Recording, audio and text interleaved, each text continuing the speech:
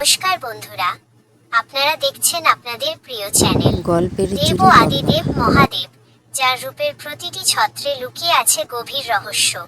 গলায় সাপ, কপালে তৃতীয় নয়ন, আর মাথায় জড়ানো ঘন জটা। কিন্তু কখনো কি ভেবে দেখেছেন, দেবাদিদেবের মাথায় এই জটা কেন? কেন তিনি সাধারণ চুলের বদলে জটাজুট ধারণ করে থাকেন? আজকের এই ভিডিওতে আমরা মহাদেবের জটার পেছনের সেই 4টি আসল ও পৌরাণিক কারণ আপনাদের জানাবো, যা শুনলে আপনিও অবাক হয়ে যাবেন। 1. গঙ্গা নদীর দম্ভচূর্ণ ও পৃথিবীকে রক্ষা। সবচেয়ে বিখ্যাত পৌরাণিক কাহিনীটি জড়িয়ে আছে মা গঙ্গার মর্তে আগমনের সাথে।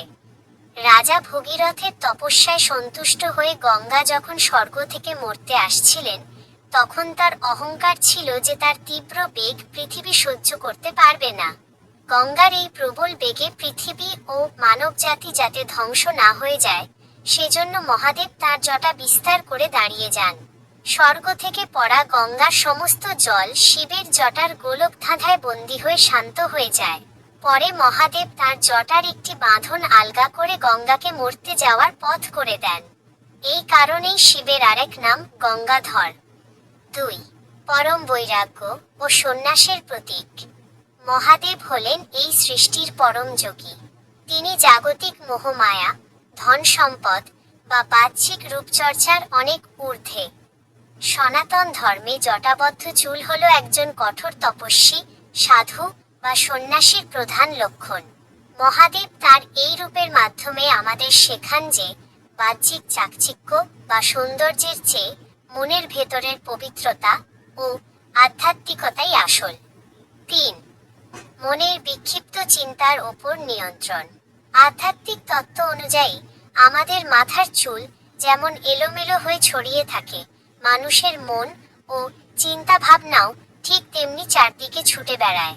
মহাদেব যেভাবে তার জটাকে সুন্দর করে বেঁধে রেখেছেন, তা আসলে মন, বুদ্ধি, অহংকার এবং ইন্দ্রিয়ের ওপর পূর্ণ নিয়ন্ত্রণের প্রতীক।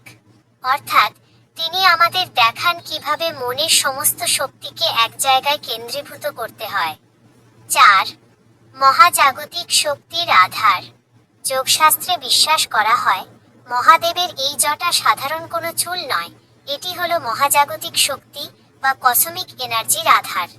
এই জটার মধ্যেই লুকিয়ে আছে সৃষ্টির আদি শক্তি।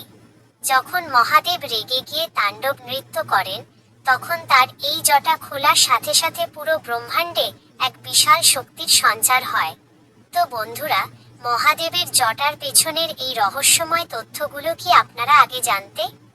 কমেন্ট বক্সে হর হর মহাদেব লিখে অবশ্যই আমাদের জানান। ভিডিওটি ভালো লাগলে একটি লাইক করুন এবং বন্ধুদের সাথে শেয়ার করতে ভুলবেন না। আর এই ধরনের আরও পৌরাণিক ভিডিও পেতে চ্যানেলটিকে এখনই সাবস্ক্রাইব করে পাশে থাকা বেল আইকনটি প্রেস করে রাখুন। দেখা হচ্ছে পরের ভিডিওতে। ততক্ষণ সবাই ভালো থাকুন, সুস্থ থাকুন। ওম নমঃ শিবায়।